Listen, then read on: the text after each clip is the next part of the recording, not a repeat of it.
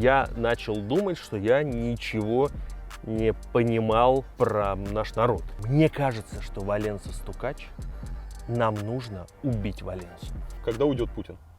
Когда он умрет, нужно как бы погрузить руки в детскую кровь и перемазаться ей. Если бы Путин умер 6 месяцев назад, то он бы вошел в историю очень противоречивой личностью. Михаил Зыгорь, российский журналист и писатель.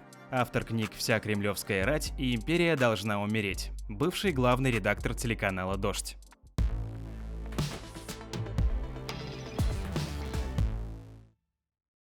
Первый вопрос. Почему Берлин? Прекрасный город. Здесь все очень хорошо. Когда ты сюда приехал? Я приехал сюда 1 марта. Это было осознанное, вот послевоенное, после начала войны, Да, такое это твое было решение? осознанное послевоенное решение, да. Когда ты его принял? Какого числа? Ну, я как-то в конце февраля принял решение. А ты до этого вообще думал о какой-то иммиграции, что она для тебя возможна? До начала войны нет. У тебя вообще даже мысли не было? То есть собирался. даже таких вот... Ну, у меня не было никаких, я никаким образом не подготовил себе никакой аэродром.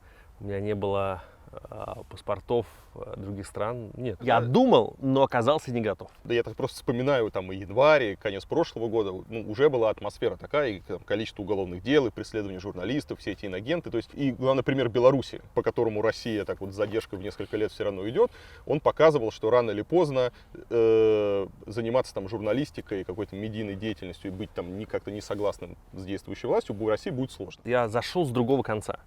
Я много думал о том, чем я буду заниматься, если мне придется жить не в России. Я, скажем, подготовился вот с этой части. У меня там много знакомых, много разных каких-то проектов, которые я могу продолжать. У меня западное издательство. Я в этом смысле много думал о том, что если мне придется уезжать, это должно быть не бегство в никуда, которого всегда все боятся и боялись. Это должно быть какое-то приземление в то место, где я буду чувствовать, где я буду понимать, что я делаю и для чего. В этом смысле об этом я думал очень много. Техническую сторону вопроса я посчитал не то, что не такой важный, просто у меня были какие-то мысли. Я никогда не хотел покупать себе румынский паспорт, грубо говоря, или там какой-то еще. Если кто-то не следит, я сделаю небольшое пояснение про румынский паспорт. Румыны, когда началась война, они одни из первых, точнее, ну не сами румыны, а какие-то румынские жулики, они начали предлагать покупать паспорт Евросоюза на основании подделки каких-то этих документов. Это никогда началась война. Это история лет 5. Вот этот бизнес о том, что основанный на том, что у любого человека, если поскрести, можно накопать каких-то родственников, которые жили в Молдове, в Одессе, в Румынии или где-то вокруг на территории Великой Румынии, и тогда можно где-то еще покопать, видимо, у бабушки в огороде и найти там документы об этих родственниках, и на основании этих странных документов любому человеку можно было сделать паспорт. Я знаю людей, которые делали себе такие паспорта. Ну, то есть это большая, довольно очень популярная была услуга на протяжении последних лет. Да, мы вам не рекомендуем заниматься подделкой документов Не рекомендуем. И делать какие-то паспорта, потому что, насколько я знаю, там ребята, кто их делал, они там многие плохо заканчивали потом, когда все это дело накрывали. Чем ты сейчас занимаешься в Берлине? В основном я пишу книжки. Я занимаюсь тем же, чем я занимался в Москве. В следующем году должна выйти новая книга. О чем? Ну, примерно об истории, о том, о чем все мои книги. Ну, история какого времени? То есть у тебя были 90-е, у тебя было там 100 лет назад. И... Да, в этот раз у меня будет такая широкая книга, начиная с 17 века. Окей, интересно. Да, Где ты был 24 февраля? Я был в Москве. Как ты узнал о том, что война началась? Проснулся, мне позвонил мой друг, кинорежиссер Илья Хржановский, и сказал мне по телефону, что началась война. Я пошел будить свою дочь, которой нужно было собираться в школу, разбудил ее. Словами: Лиза, просыпайся, началась война. Сколько ей лет? 11. Она поняла? Ну, конечно, она вообще все прекрасно, вообще в курсе всех событий. Мы с ней включили, обычно мы не смотрим никогда телевизор по утрам, мы включили телеканал «Дождь», который я обычно не смотрел по утрам, хотя и проработал на нем примерно половину времени его существования. И мы начали как бы пытаться как-то впустить в себя Мгм. эту новую реальность. А ты ждал, ну, ты был готов, что это случится? Когда все эти были слухи, ты... Смотри, когда у меня спрашивали, будет ли война, я всем говорил, что да. Мгм. И я несколько месяцев всем объяснял, почему это случится, почему это точно будет. Но, как и любой другой человек, я так думаю, я не думал, что она будет такая. То есть я думал, что ужас, но не ужас. То есть, я не думаю, что кто-то ожидал апокалипсиса тотального. Ну, по сути, случилось то, о чем писали газеты, о чем предупреждали иностранные разведки. Нет, никто не говорил, что будет полномасштабная...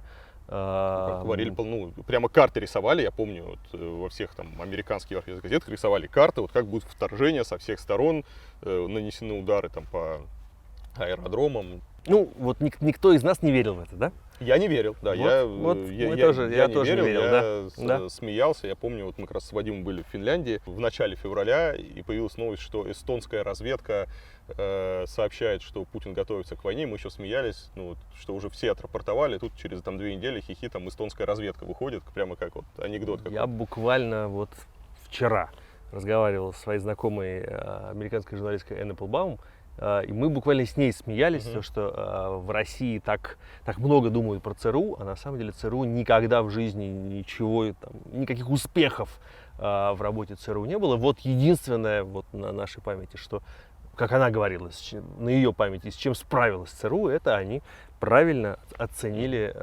надвигающееся нападение на Украину.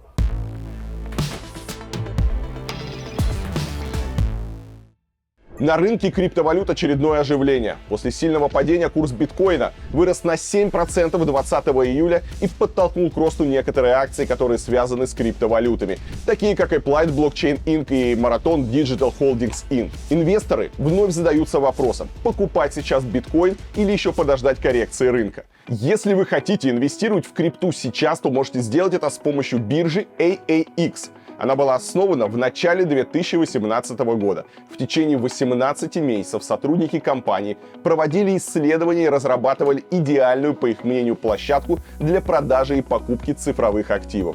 В ноябре 2019 года биржу запустили официально. В ее основе использовали механизм лондонской фондовой биржи. Сейчас офисы компании AAX расположены по всему Азиатско-Тихоокеанскому региону. Начать торговать на бирже можно без верификации. В сутки вы можете вывести от $20 до 2 биткоинов, тоже без верификации. А еще у биржи AAX есть сейвинги. Это инвестиционные продукты для пассивного дохода. По своей сути он похож на банковский депозит. У биржи есть 2 вида сейвинга – гибкий и фиксированный. Гибкий рассчитывается поминутно, проценты начисляются раз в сутки. Пополнить счет и вывести деньги можно в любое время. Фиксированный сейвинг предлагает инвестирование от 7 дней до года. Проценты начисляются в конце депозитного срока. Вывести средства до конца депозитного срока нельзя. Биржа AAX хочет объединить на своей платформе трейдеров, инноваторов, держателей монет и NFT-художников, состоятельных инвесторов и тех, у кого нет доступа к банкам. Узнать больше о бирже и открыть счет можно по ссылочке в описании к этому ролику. Но помните, что любые инвестиции связаны с риском, поэтому внимательно изучите всю необходимую информацию и не инвестируйте последние или заемные деньги. Когда ты последний раз был в России? Ты ездил после того, как ты уехал? Нет. Не хочется? Нет. Ты не скучаешь по России? У тебя нет такого? У меня нет такого, что я скучаю по России. Тебе в России ничего не угрожает? Я не знаю. Мне кажется, что, ты понимаешь, у меня главная моя мысль, она не связана с угрозой. Угу. Она связана с каким-то моральным долгом. Не знаю, мне кажется, каждый чувствует это по-своему. И это не значит то, что я думаю, что так должен себя вести любой человек. Я не думаю, что любой человек, кто против войны, должен уезжать из России. Нет. Я не осуждаю тех людей, которые остались. И у каждого свой внутренний мир. Я как-то так почувствовал, что я не могу физически находиться в стране, которая стала фашистской. Как люди здесь относятся к тем, кто уехал из России?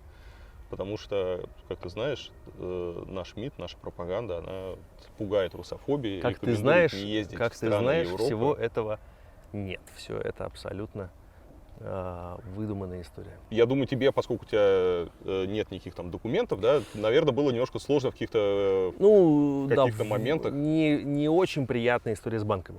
У меня была ситуация, когда я смог себе открыть карточку, и мне ее через 3 недели закрыли. Только потому что ты русский. Ну, по какой-то причине. Мгм.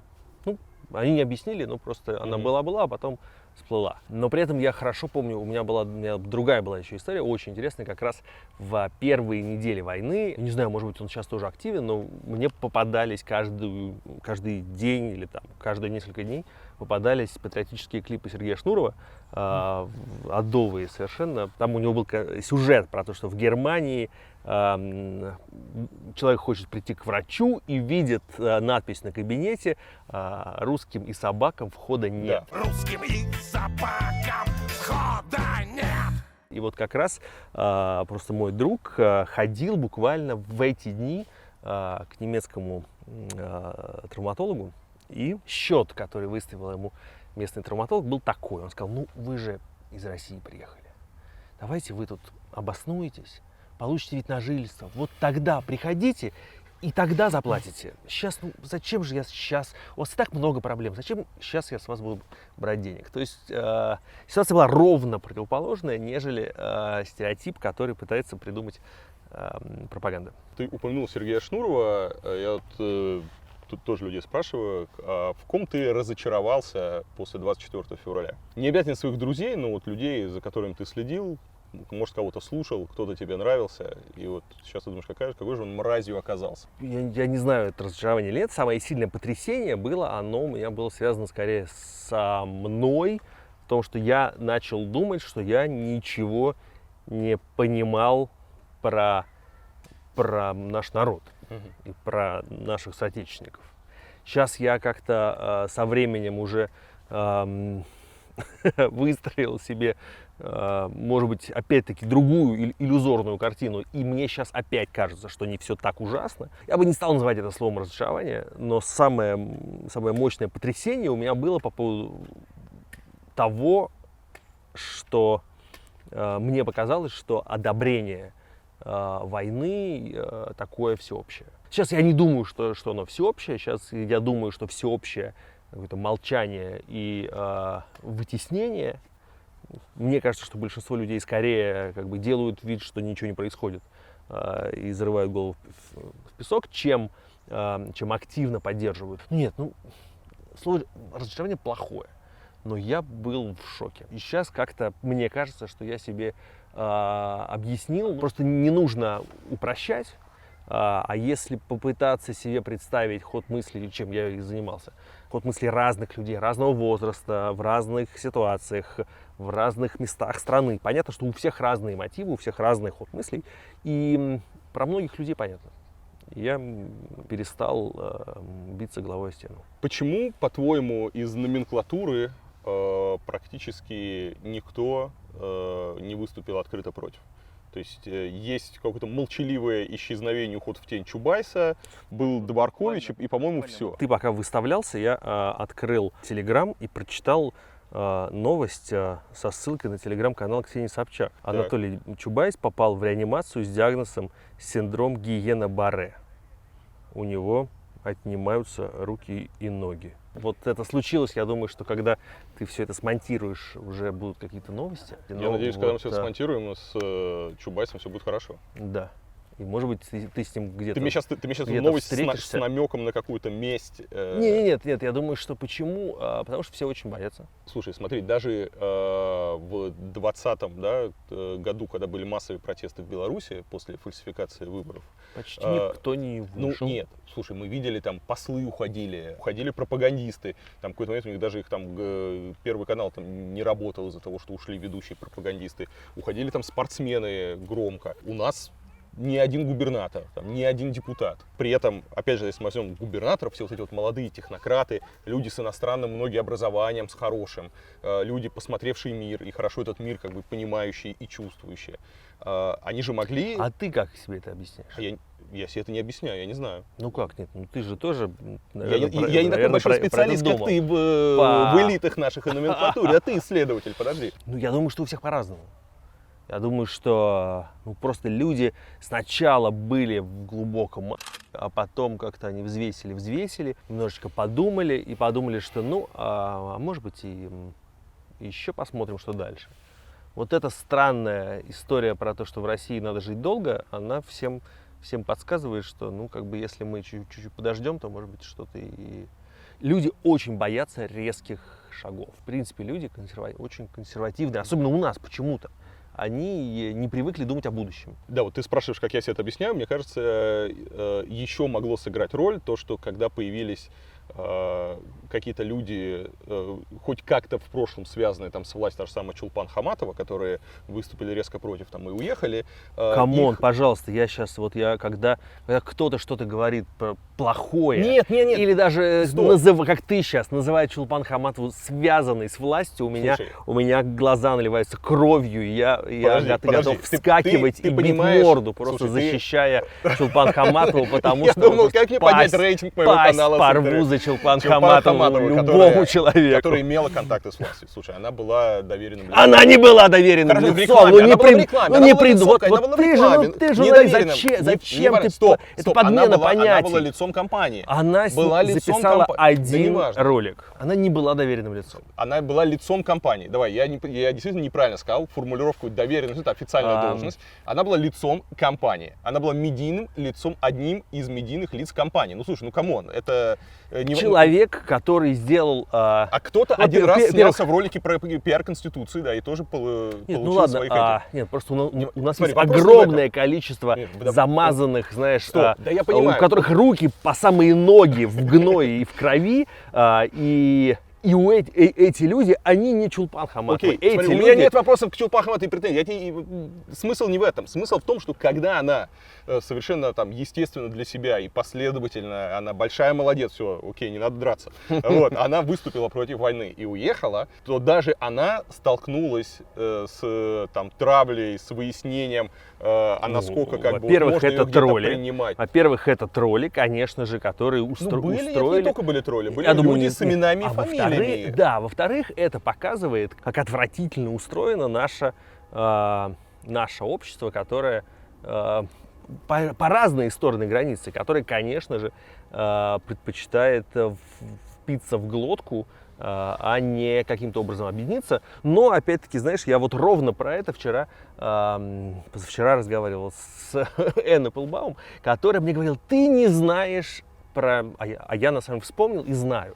Конечно, иранская оппозиция в изгнании, которая находится в изгнании с 1979 года, когда случилась исламская революция. Или венесуэльская революция, оппозиция, любые диаспоры, которые потеряли родину и рассеяны по миру, они, конечно же, до изнеможения всегда дерутся по поводу того, а чья бабушка в какой момент правильно поддержала шаха или, наоборот, не поддержала. Это, я не знаю, сколько лет мы будем жить в состоянии этого табора, который скитается по миру, но, конечно же, это омерзительное и очень унизительное препирательство и попытка укусить человека, который мог бы быть твоим соседом, другом, братом, сестрой и вообще-то является единомышленником, мы с этим будем жить. Это отвратительно, мне очень стыдно, что люди так себя ведут. И опять-таки я недавно разговаривал с Адамом Михником, великим польским диссидентом, основателем самой главной польской газеты, которая называется «Газета Wyborcza». Он рассказывал про то, как один из тогда еще лидеров солидарности Анджей Гвязда в 1984 году говорил ему, что он говорил Михнику, мне кажется, что Валенса стукач, нам нужно убить Валенсу. И Михник ему говорил, ты что? Убить нужно, Андропова. Мы должны выбрать одного врага и с этим врагом бороться. Убить у нас это вечная параноидальная, постыдная история про убить Валенсу. Про то, что найти предателя в своих рядах и постоянно на ком-то из своих топтаться. Передам привет Максиму Кацу.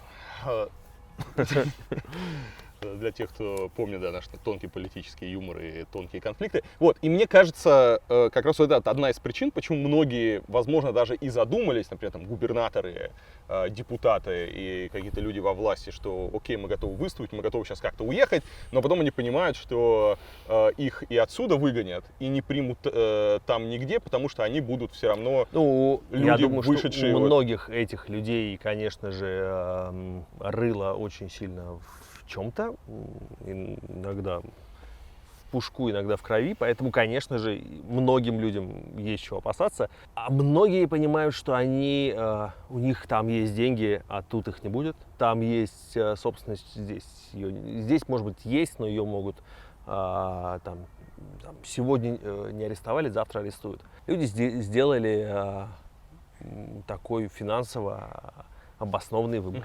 Насколько, по-твоему, правильная санкционная политика Запада, которая вот в том числе вводит и персональные санкции даже к тем, кто молчит, но все равно там так или иначе аффилирован, да, там бегают крупных наших бизнесменов, там изымают дома, арестовывают. Мне кажется, что она частично очень дурацкая. Ну, мне кажется, что она довольно огульная, и я не знаю, я не специалист по этому. Ну, многие представители частного бизнеса, они не больше виноваты, чем представители, например, иностранного частного бизнеса, которые все это время работали в России. Против, не знаю, компаний Total или Chevron или там какой-нибудь Siemens, я не помню санкций, персональных санкций. Или против компании Mercedes, против которой даже были прям коррупционные расследования, да, что да, они да. в России... Вот. При том, что я не думаю, что санкций не должно быть. Я думаю, что они должны быть, просто я не до конца понимаю, каким... меня смущают очень многие механизмы, как эти санкции появляются. Мне кажется, что местами это какие-то очень странные решения, которые мотивированы какими-то личными причинами, а не политическими. Какие санкции еще Запад может вести против России? О чем сейчас говорят? Осталось ли что-то? Потому что в России сейчас есть мнение, Я что не все, знаю. что могли ввести, уже ввели, и ничего серьезного больше быть не может. На Западе сейчас ждут, как мне кажется, будет ли Россия идти на эскалацию. По логике должно быть что-то еще. Ну, еще что? Вот, Подожди, как что бы, в плане эскалации может накатить. сделать Россия? Не знаю. Напасть, я не знаю, на Польшу или что? Ну, знаешь, я не Применить я не ядерное хочу. оружие или что? Ну, то есть, Есть много разных. То есть, если считать, что удар, такой удар, как отключение всего газа в Европу, он как бы уже состоялся. Да. То есть он как бы еще не состоялся, но уже с ним уже почти все смирились. то есть Европа смирилась, что Сейчас- русского газа больше не будет. Ну да.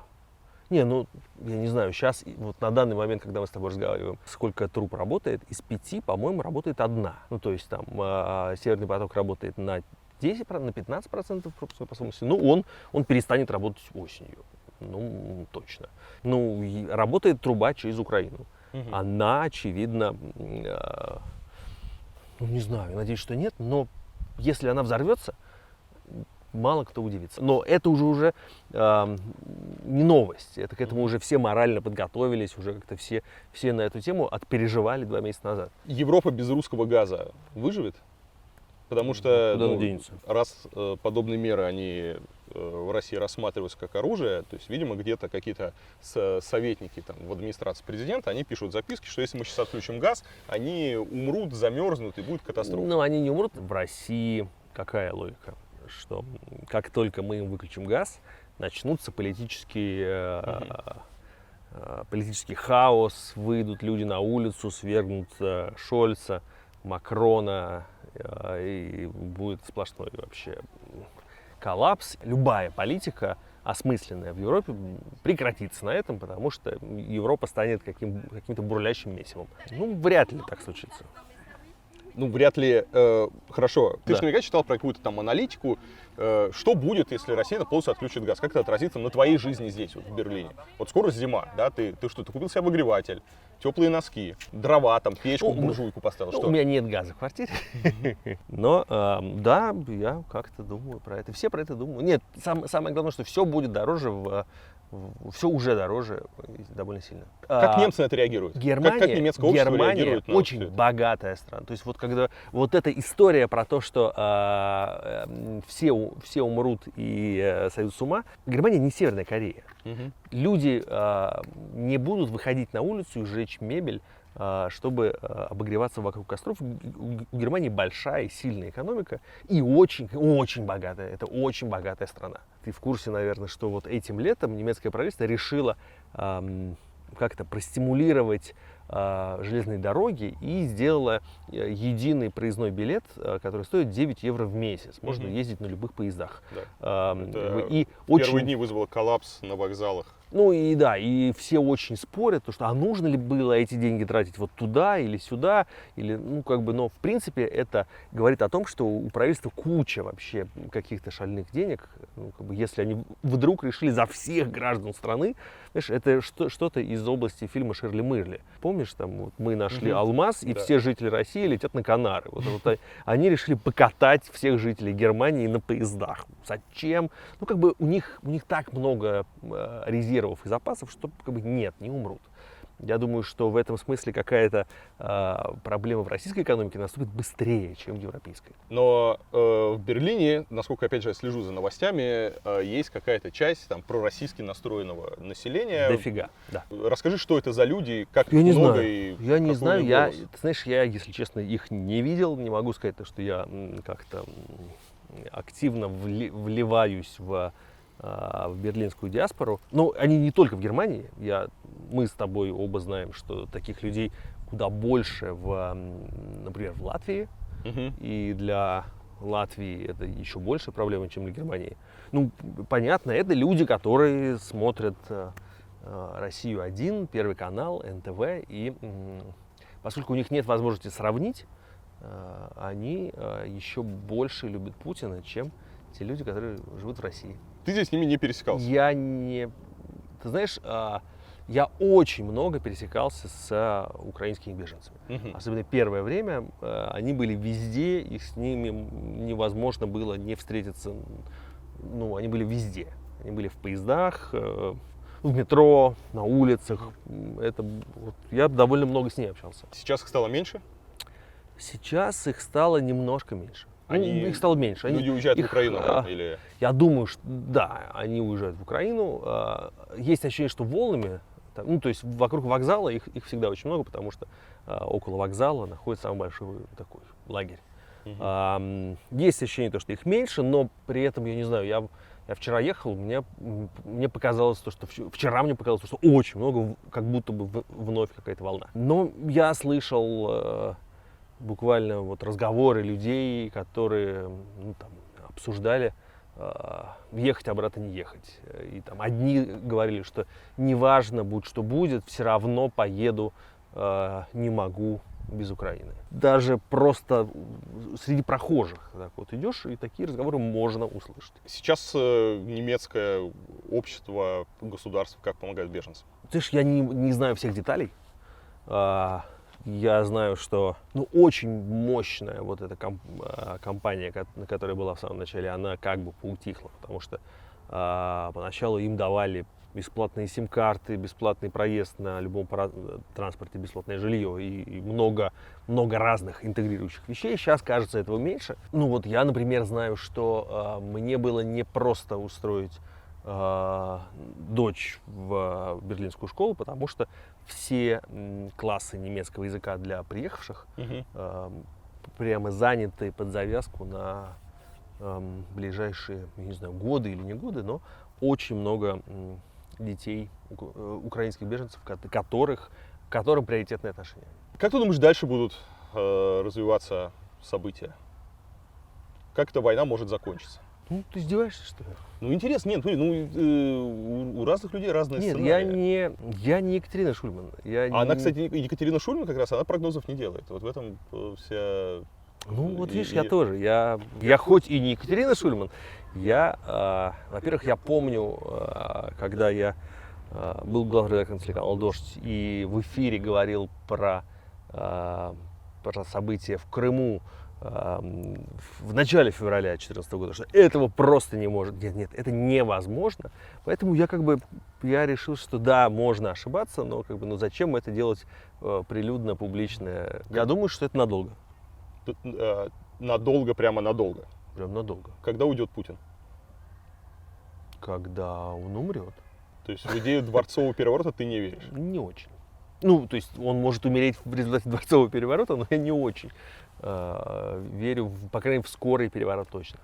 У меня недавно был сон. Мне приснилось кино про убийство Путина. Ну, это было именно кино, то есть я смотрел большую часть вот этой картинки глазами зрителя, но иногда мне казалось, что я нахожусь внутри головы одного из участников. Это была очень странная мизансцена. Некоторая группа людей, которые составляют заговор против Путина и хотят его убить. И он все время, и они находятся в замкнутом, более-менее замкнутом пространстве. И он абсолютно ведет себя так, как будто бы или он ничего не подозревает, или как будто бы ему на это плевать. И они смотрят и не решаются. И эта длинная такая какая-то сцена, которую я наблюдал, она заканчивается тем, что в итоге он с ними прощается, садится почему-то в автобус, такой какой-то большой, специально для него приехавший Там написано «это автобус. электробус». Знаешь, это был большой, длинный, желтый автобус. Да, он садится в большой желтый автобус и уезжает, и и за ним взрывается мост.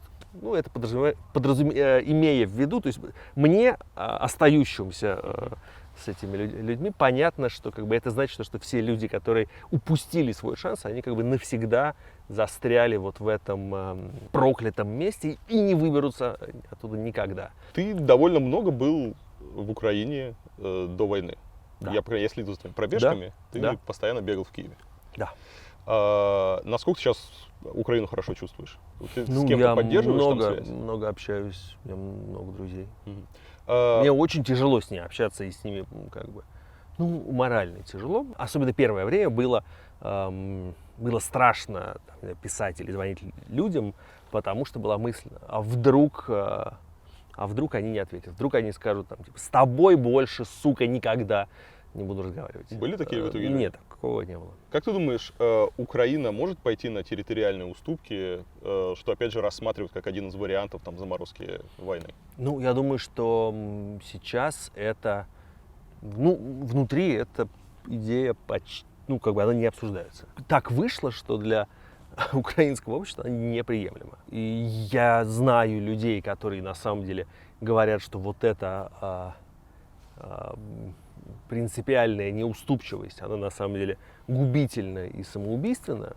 Я знаю людей в Украине, которые думают, что на самом деле нужно быть, может быть, прагматичнее, но даже эти люди говорят, но нет, но это невозможно. То есть тот политик, который предложит это, он будет мертв как политик. То есть Зеленский никогда на это не пойдет, потому что он на это не пойдет. А может ли Запад предложить эту идею украинскому народу? Предложить он может все. Байден однажды уже предложил Зеленскому эвакуироваться. Он может еще что-нибудь предложить. Но есть ощущение, пока что есть ощущение, что в позиции силы, как ни странно, находится Зеленский. Насколько Европа и в первую очередь Германия адекватную помощь Украине оказывают? Кажется, не очень адекватно. Почему? Как самая богатая страна с потрясающей экономикой, Я думаю, которая что они всех медленно. собралась, Я думаю, что они бесплатные билеты дают. они все-таки, нет, они что-то делают. Я думаю, что они это делают медленно. Может быть, эстетической проблемой был украинский посол, который был супер активен и очень местами груб, на которого страшно обижались все политики, и Шольц. Прям это была такая проблема. В этом смысле Германия очень четкая страна. Они поскольку все решения приняли, они точно знают, что они это делают, они точно будут все делать. Они никуда не денутся. Что бы ни происходило с газом, Германия будет продолжать помогать Украине до упора. Медленно, но очень системно. Есть мнение, например, у Сергея Гуриева, ты, наверное, тоже периодически смотришь его выступления и знаешь его позицию, то, что главная проблема Европы, что она до сих пор пытается торговаться вместо того, чтобы, еще раз, оказать решительную помощь и пойти на более радикальные санкции в виде там полного эмбарго нефтегазового по отношению к России. Да, будет больно, да, будет неприятно, но в итоге война быстрее закончится, и на длинной дистанции последствия для той же Европы будут гораздо мягче, чем если все это вот так вот растягивать. Знаешь, ну поскольку это так может, наверное, и так должен говорить политик или макроэкономист, я не люблю общие формулы и не люблю обобщения. Мне кажется, что интереснее и понятнее, если разложить это на конкретных людей или, по крайней мере, на разные позиции в разных странах. Ну, то есть как бы Европа, она очень разная.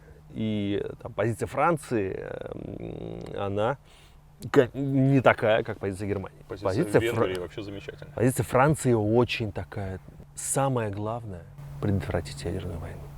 Я ездил недавно во Францию с разными очень опытными людьми, говорил. Они могут бесконечно говорить о том, как важно поддерживать Украину, а потом делают большую паузу и говорят, но самое главное, чтобы не было ядерной войны. И это значит, что они не будут делать как бы в целом ничего.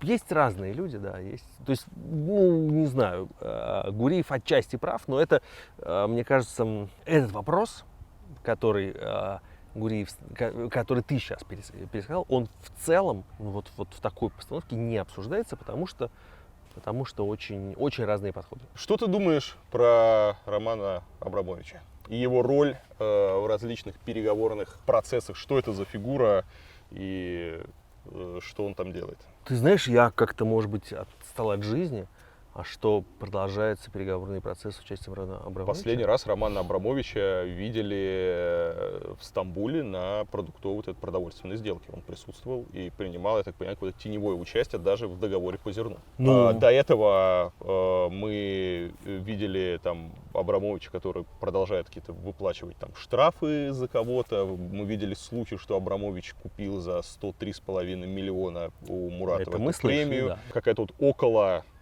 активность около военная, около переговорная. Самая главная активность была в начале, она более-менее закончилась, и не все были ей довольны, я так понимаю, в Москве.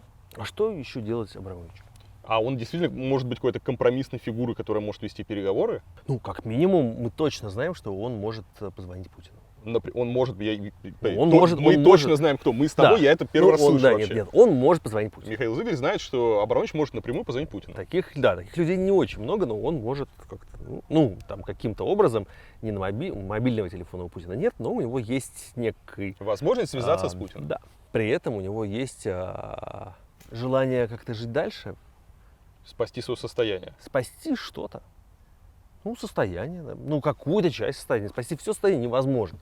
Но это какая-то, то есть, может быть, это, знаешь, есть такое понятие фол последней надежды. Тут есть несколько вариантов. Или, это супер игра ва-банк. Но в ситуации, когда происходит конец света, можно или идти ва-банк, или не делать ничего, думая, что те, кто суетятся, они погибнут первыми. Я знаю людей, которые говорят про Абрамовича, что то, что он делает, это чудовищная ошибка, потому что он будет первой жертвой. Потому что когда война немножко притухнет, в Москве начнут судить предателей и начнутся показательные суды над олигархами, и первым будет Абрамович. Говорят некоторые люди, которые не придерживаются такой точки зрения, как Абрамович. Которые говорят, что нужно сидеть на попе ровно. Небывалая активность у Олега Дерипаски еще. Тексты прямо на грани антивоенных там, манифестов, резкие выступления, несогласие с линией партии. Сейчас важно, в Москве человек или не в Москве? Он в Москве. В России, по крайней мере. Да. То есть, это значит, что он уже оттуда не уедет. Человек, который на протяжении 5 месяцев, последние люди особенно не перемещаются. То есть все принципиальные перемещения произошли в последнюю неделю февраля. Насколько я понимаю, люди как зафиксировались где-то, они там и живут. Михаил Фридман зафиксировался в Лондоне. А все остальные, насколько мне известно, зафиксировались в Москве. И это вот такая вот конструкция. Почему Ксения Собчак не уехала? Это надо спросить у Ксении Ну, Собчак. ты как думаешь? Не хотела потерять то, что у нее было.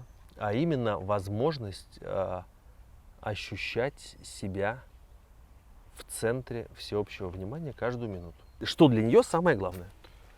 А делать это вне Москвы, вне России нельзя. Ну, смотри, я сказал не про деньги же. Да, не про Я деньги. сказал про возможность ощущать себя в центре всеобщего внимания каждую минуту. Мне кажется, у нее довольно, ну, ей будет очень сложно стать Ксенией Собчак за пределами России. Заработать, то есть, если бы была проблема в деньгах, то, ну, или в чем-то еще, то это была бы другая задача. А мне кажется, что ее цель в этом. Окей. Уехали многие люди из культуры, шоу-бизнеса, там, от Урганта, Земфиры. Я не знаю, расскажи мне. Я слышал, что Ургант вернулся. Ну, как минимум пропал там из медийного пространства. Ну, уехали многие, если мы говорим там про музыку, про театр, актеры. Как это отразится на русской культуре внутри? Насколько эта потеря еще будет заметна, потому что, опять же, есть там мнение, что вот уехали, даже там Пугачеву начали травить, Галкиным, хотя оказались там ребята уже просто неотъемлемый пласт там русской культуры. Ну, Пугачева с Галкиным разные пласты Да, русской культуры. разные пласты, да, да, но просто да. они оказались в одной лодке. Я не знаю, но мне кажется, что люди, которые выступают против войны, это и есть как бы самая яркая и живая часть русской культуры. По-моему, те люди, которые яростно поддерживают войну, они к русской культуре не имеют вообще никакого отношения. Это какая-то, ну, это субститут. Мне больно за Евгения Миронова. Вот ты спрашивал у меня про разные мои ощущения, мне больно. Ну, как-то вот я к нему по-человечески, мы с ним знакомы, я к нему хорошо относился по-человечески, и мне кажется, это очень символично. Такая ситуация, что просто быть лояльным недостаточно. Нужно быть соучастником, погрузить руки в детскую кровь и перемазаться ей. И тогда ты как бы можешь продолжать получать государственные деньги и спокойно себя чувствовать. А если ты просто пытаешься стоять у стеночки и не шелохнуться, то это херня. Так больше не работает. И как бы каждого будут принуждать к вот этому выбору. Я не знаю, как это будет, и мы не ощущали никогда, каким было настроение в России, например, в середине и в конце 20-х годов прошлого века. Я думаю, что общая депрессия скорее, а то, что происходит, скорее всего, не будет иметь отношения ни к какой настоящей культуре, а будет иметь отношение к балагану. Если посмотреть на репрессии последних там лет, то, может, со мной не согласишься, но вот я вижу такую прямо понятную политику Кремля, что лучше выдавить там тех, кто нам не нравится, из страны, и пусть они там за забором чего-то тявкают. Вот. Лучше их выдавить, дать им возможность уехать, чем их здесь сажать. Да? Это было видно там и по сторонникам Навального, которые все спокойно уехали. И это видно даже сейчас, когда вот на эту девушку из Новосибирска, по-моему, да, возбудили. Я Бастрыкин лично сказал вот это дело о фейках, потому что ты не видел, там девушка-депутат, который написал там какой-то твит, который не понравился Бастрыкину, сказал возбудить против него уголовное дело, про него возбуждают уголовное дело. И вместо того, чтобы, как обычно бывает, знаешь, там мордой в пол и сразу там арестовать, да, ей говорят, суд будет через 2 дня, вот через 2 дня приходите в суд, будем вас сажать. Вот. И она, естественно, уезжает, все таки, ох, как же она уехала, как ловко. Ну и так далее, да, тот же там Илья Яшин, который рассказывал, что его там долго вынуждали уезжать. Насколько эта политика эффективна? Человек, который уезжает из России, как быстро он теряет связь, и можно ли вообще человеку, который там пишет, делает... Мы в этой ситуации первый раз. Ну ты же, наверное, следишь за теми, кто уехал до тебя. Ты же прекрасно понимаешь, что до сих пор те люди, в принципе, мейнстримом, таким либеральной мейнстримовой мыслью было то, что разговаривать с российской аудиторией можно только находясь в России. Да. Это была аксиома. Да. При этом все, я всегда испытывал огромное уважение к проекту «Медуза», потому что в целом то, что делала «Медуза» все это время, было доказательством обратного. «Медуза» по-настоящему несколько лет являлась ведущим российским СМИ, новостным, у которой была большая аудитория в России.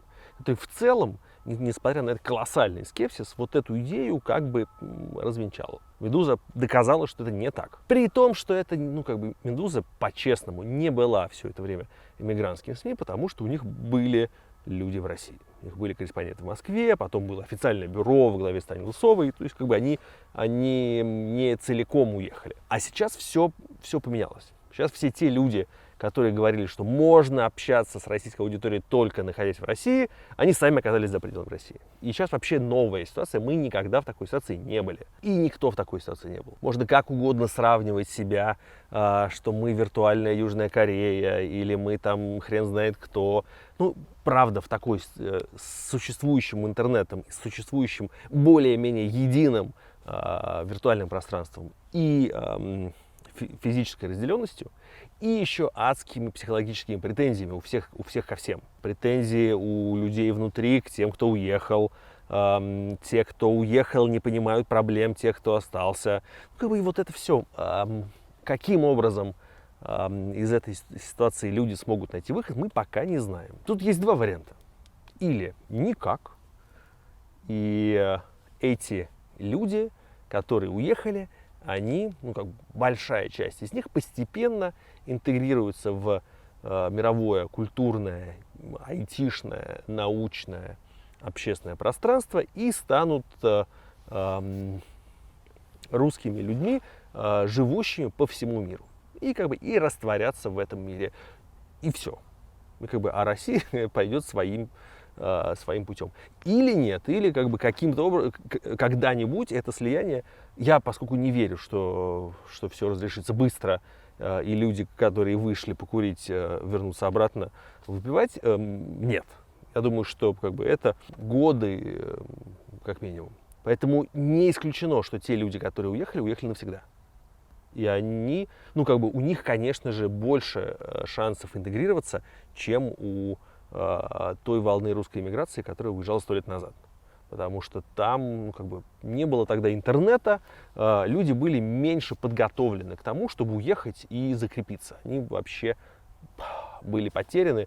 Современный человек, он, в общем, более-менее готов к тому, как устроен мир за границей. Но, конечно, есть большая проблема, что будет дальше. Что будет дальше в России. Часто, обычно люди говорят, делают серьезное лицо и говорят, будет процесс гниения. Вот что подразумевается под процессом гниения, мы с одной стороны знаем, а с другой стороны он всякий раз происходит по-новому. Я много раз был в самых разных загнивающих диктатурах. Я работал военным корреспондентом, много видел разного странного говна, куда хуже, чем тот режим, который был в России до 24 февраля. Это все довольно паршиво выглядит. Но это может существовать очень долго. Можно жить в чудовищной, невыносимой стране десятилетиями и, в принципе, не пикать. Например? Ирак при Саддаме Хусейне. Судан при президенте Башире.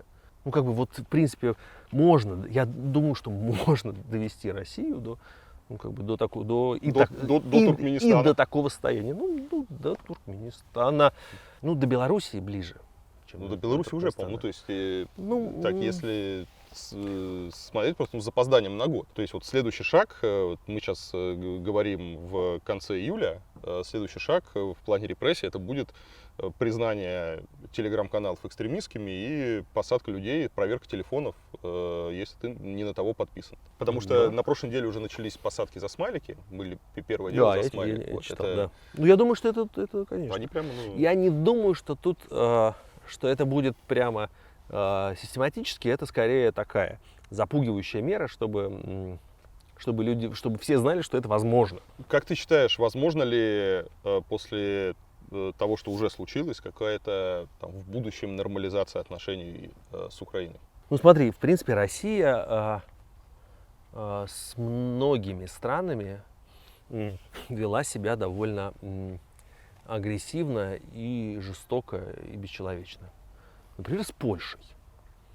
Вот Польшу, как бы поляков убивали на протяжении почти 300 лет. Польша довольно сильные антироссийские настроения, но в целом, ну, как бы можно приехать в Варшаву и, в принципе, и поговорить с любым человеком. Еще, по крайней мере, вот там до войны в Украине это было проще, но, в принципе, как бы даже с тем количеством поляков, которых Российская империя убила в 19 веке и продолжала убивать еще и в 20-м, все равно как-то с этим, ну, там, несколько десятилетий, и люди справляются. Тут просто будет очень важно, чтобы в какой-то момент мы начали относиться к Украине как к Польше.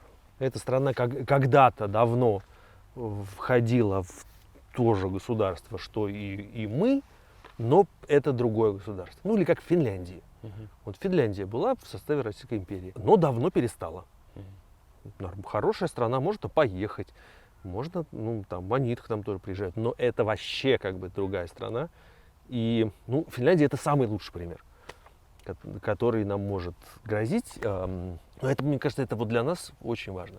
И очень важно как-то подумать, почему мы не так понимали. Ну, потому что мы все, конечно же, там, не знаю, включая меня, неправильно.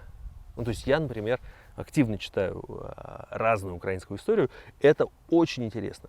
Почитать, как это выглядит со стороны украинцев, почитать Тараса Шевченко хотя бы. Вот как бы. Это очень интересно. Какие чувства испытывали по отношению к России украинцы в 19 веке, в 18 веке. Ну, это прям вообще eye-opening experience. А почему, по-твоему, такое особое отношение, там, по крайней мере, у Путина к Украине? Я тебе могу длинно очень. Есть очень длинная история, как это все происходило. Я боюсь, что все началось. То есть, может быть, и в детстве что-нибудь как-то его кто-то обидел. Но мне кажется, что 2004 год, оранжевая революция, это как раз начало всей этой паранойи. Оранжевая революция как прямой намек на то, что то же самое может случиться в России. Ему доложили, что все деньги, которые были потрачены тогда на Януковича, они их не сперли. Просто американцы заплатили еще больше. Его тогда начали кормить этой информацией, что американцы сделали оранжевую революцию. Он поверил, и все. И дальше больше как бы паранойя росла. Большое количество людей, которые это все как-то поддерживали. Очень интересно, что все ключевые у нас имперцы, это, как правило, люди с украинскими корнями. То есть, ну, мало того, что Медведчук важный человек в строительстве путинского ощущения Украины, но и там, условно говоря, Ковальчук, тоже человек с украинскими корнями, из-под Полтавы, что ли, там у него дед. Или Кириенко, человек с украинской фамилией, тоже, ну, как бы, откуда-то из украинских местечек. И это довольно интересно. Как ты объясняешь метаморфозы, которые произошли с Дмитрием Медведевым, который внезапно превратился из человека там с айфоном, либеральный оттепель, на дождь приходил ваш. Знаешь, я очень... И он стал одним из самых главных очень... ястребов, который пишет какие-то удивительные вещи в своем телеграме. Ну, очень жалко. Это называется словом «во все тяжкие». А что, То есть, когда... что произошло? Ну, ты его лично знаешь? Ну как, ну мы с ним встречались несколько раз, когда ты с ним общался? Ну как, я в течение нескольких лет вместе с Ирадой Зейналовой, Марианой Максимовской, Алексеем Пивоваровым и Сергеем Брилевым брал у него интервью в эфире Первого канала. Да. Это у нас было ежегодное шоу. 5 тележурналистов берут интервью. Да, ну, то есть у тебя какие-то от Медведева. него ощущения, как от человека, есть? Я разделяю разные вещи. Я, с одной стороны, думаю, что Медведев в тот момент был в некотором смысле каким-то шансом.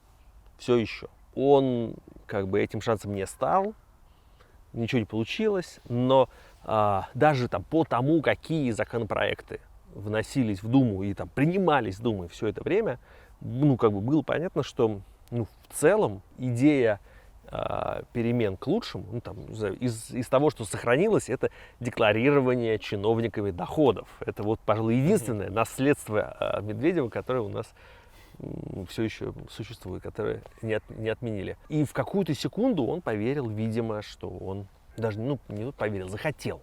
Он на одну секунду захотел пойти на второй срок и уволить Путина. За эту секунду его безбожно наказывают. То, что с ним происходит сейчас, это какой-то Мне тонкий расчет, кажется, или что это это вот его пьянство, депрессия, вот то, что Знаешь, я не пишут знаю. злые Я не языки? знаю, я могу предположить то, что это его, что его так заставляют, ну, что его наказали тем, что он новый Жириновский. То есть, Как ну, как у бы кого? он был прямо противоположным, и сейчас как бы нарочно он должен быть самым. Да. Кто-то шутил, да, что даже нужно Дмитрия Медведева назначить главой партии ЛДПР, Да, потому да, что да, он да. как главный либерал и как бывший главный демократ Да? как раз замечательно и с этой риторикой подходит на роль главы ЛДПР. Уже Да. все хорошо. Я не знаю, нет, была же, помнишь, еще прекрасная история про фонарики, когда Медведев в тот день, когда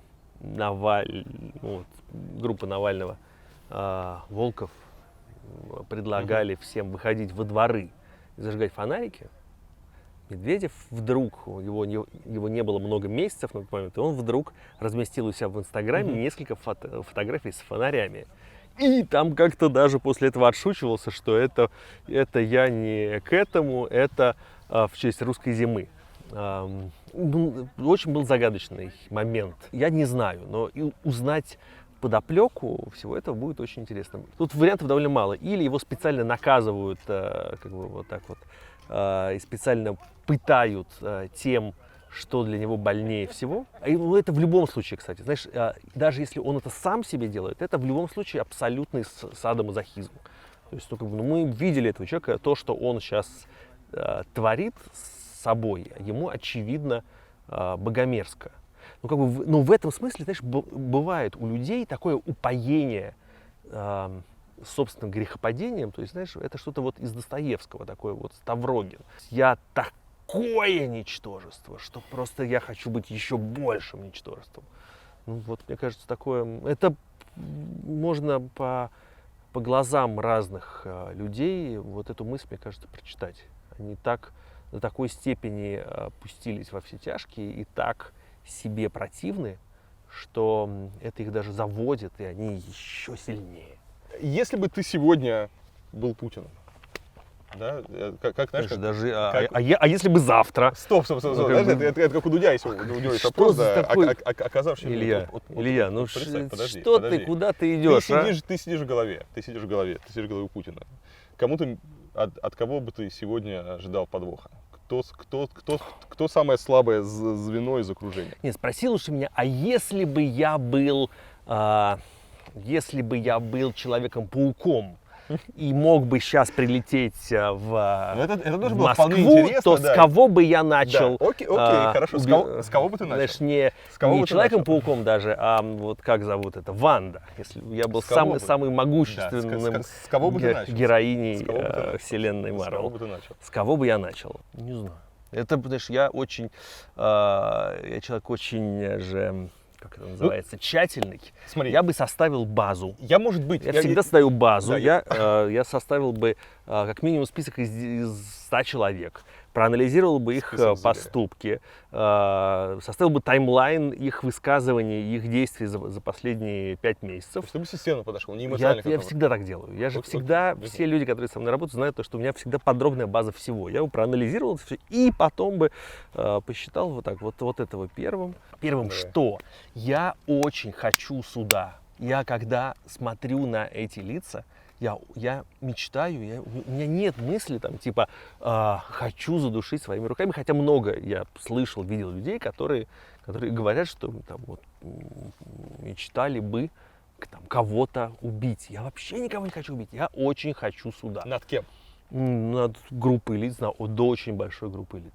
Мне было бы очень интересно, и мне кажется, единственное, чего мне хочется, это посмотреть, как этих людей, как эти люди будут разговаривать на суде. Ну Как кто они конкретно? будут? Что значит группа лиц? Ну, как-то обтекаемо. Путин и Маргарита Симонян, и Володин, и куча вот И этих. Медведев. И Медведев, да, и Медведев. Ты думаешь, это реально может быть ситуация? Эта ситуация намного более реальная, чем ситуация, при которой я стану Человеком-пауком и смогу полететь в Москву и начать вершить правосудие. Путин как историк — это самостоятельная фигура или он транслирует чьи-то мысли и идеи? Ну, у него, очевидно, есть собственные загоны. С кем он общается по истории, как ты думаешь? Кто? С Ковальчуком. Он общается с Ковальчуком по истории? Да, ну они с Ковальчуком. Вот эта вся хрень, это, мне кажется, это их совместное творчество. Это концепция Путина и Ковальчука. Ну и еще отец Тихон Шевкунов, конечно, там тоже как-то подносит. Я не думаю, что он определяющую роль играет. Я думаю, что он как бы скорее служебную. В этом смысле там в какой-то отдаленной степени Мединский, потому что ну, не в том смысле, что он прям сильно влияет, но он как бы помогает. Я думаю, что он пишет какие-то тексты.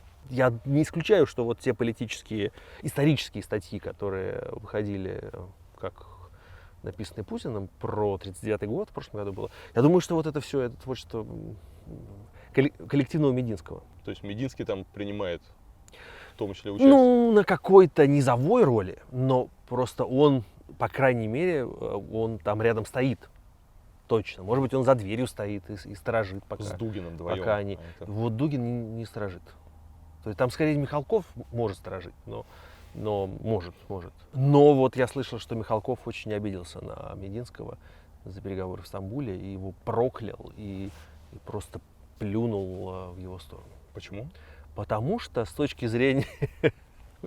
Там должен был быть С Михалков. точки зрения Михалкова, переговоры в Стамбуле – это предательство интересов России.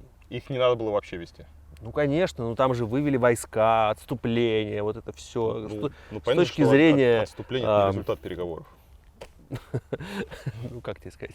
Отматывая историю тогда Путина назад, видишь ли ты какую-то точку невозврата в новой истории России, и когда она была, когда мы окончательно свернули? Я самую страшную сейчас вещь скажу, но мне кажется, что... То есть не самое страшное, это вообще фигня.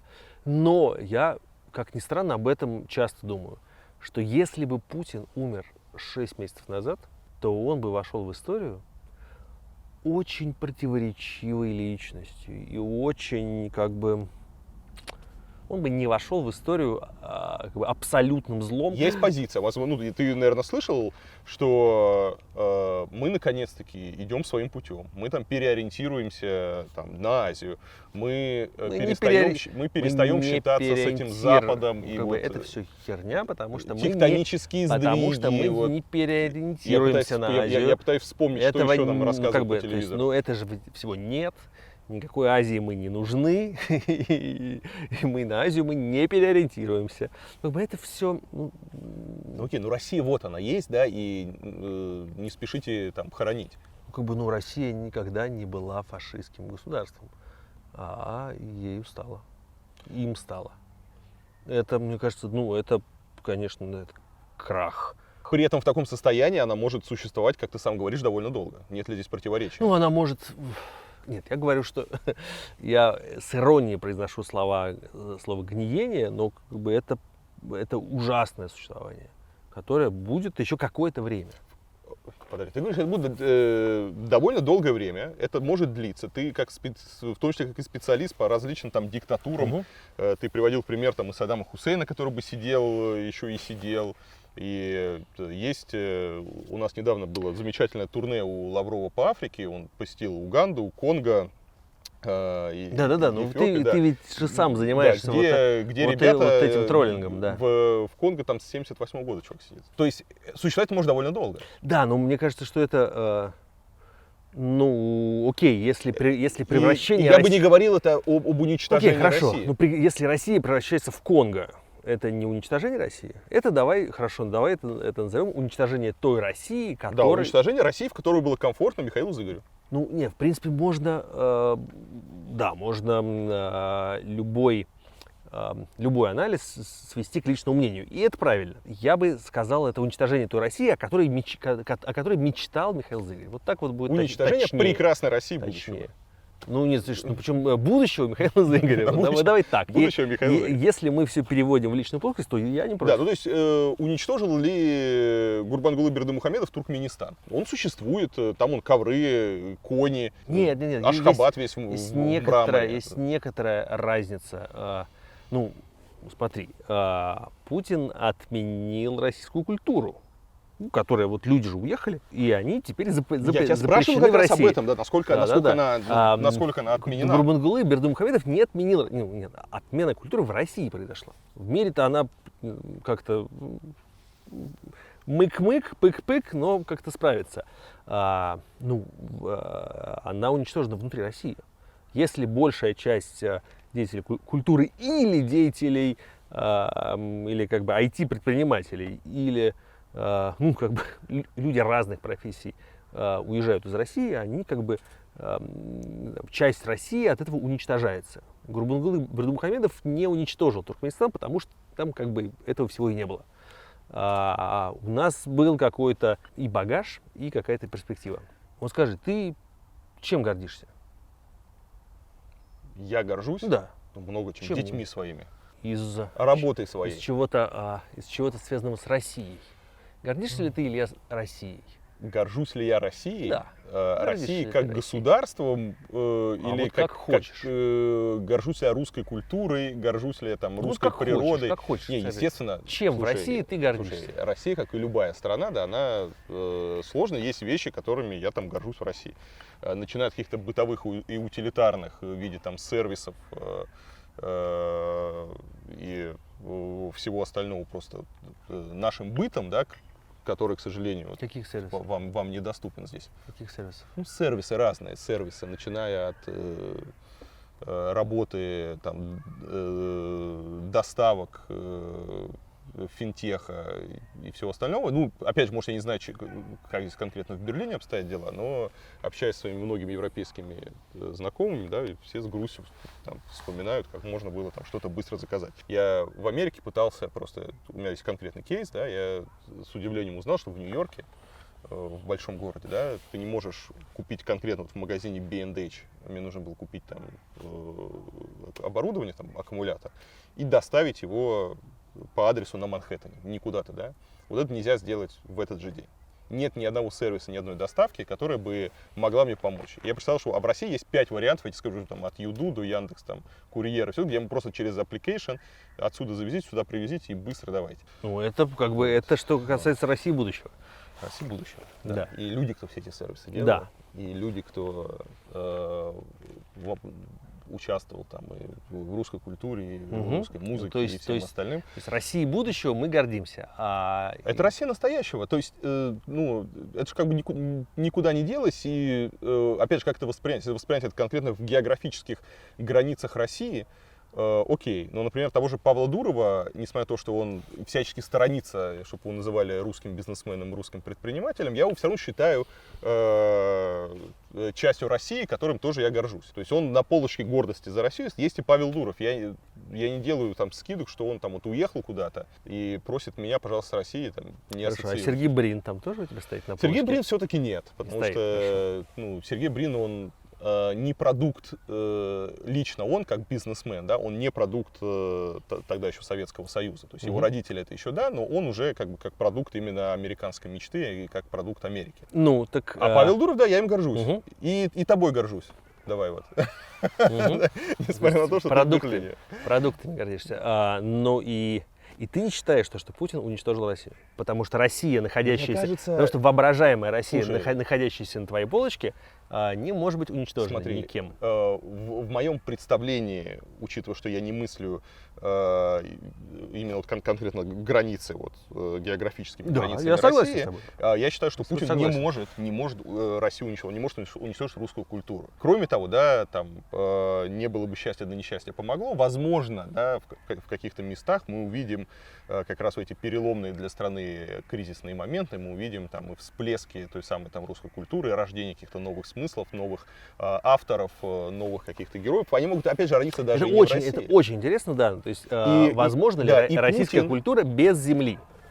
Потому что ты говоришь и про то, что- Сталин, и там кто угодно, ни один политический лидер, он не властен над Россией, он не может ее закрыть крышкой. Потому что это слишком большая страна с слишком большим влиянием, это много людей, и ни один политический лидер не может ее взять, закрыть на замок и сказать, я ее уничтожаю, все, России больше нет. Россия всех вас еще переживет, Михаил. Мгм. На этой потрясающей ноте мы с вами прощаемся. Михаил Зыгорь, у него есть классный канал на Ютубе. Ты не хочешь свой канал про... Я очень хочу. Вот, Да. у Михаила Зыгоря есть замечательный канал на YouTube, где он тоже берет интервью. Конечно, не такие дурацкие, как я, потому что я все-таки только учусь, а Михаил, он журналист с опытом. А я говорю по-английски. Говорит Поэтому еще и я беру по-английски, интервью на потрясающем по-английски. английском, да. И что самое приятное, они там дублируются, но есть возможность послушать, они, знаешь, бывает... Да, можно бывает, кто-то послушать дублирует. по-английски, а Да, можно бывает- послушать по-русски. Бывает, да, кто-то там дублирует. В общем, можно насладиться беседами с очень интересными людьми. Ссылочка на канал Михаила Зыгоря будет в описании к этому ролику. Да. Я напоминаю, друзья, что если вы как-то попали на этот канал Варламов Токс, то это не основной канал. И проверьте, подписаны ли вы на него. Нужно обязательно подписаться. На этом канале выходит много разных замечательных интервью. Ты слышишь, что там происходит, да? Да. И у нас уже, если слышно вам, Началась культурная программа. культурная программа. Мы находимся в парке. И там опера. Причем мы как бы ее не заказывали. Да, мы сейчас пойдем посмотрим. Всем Мгм. пока.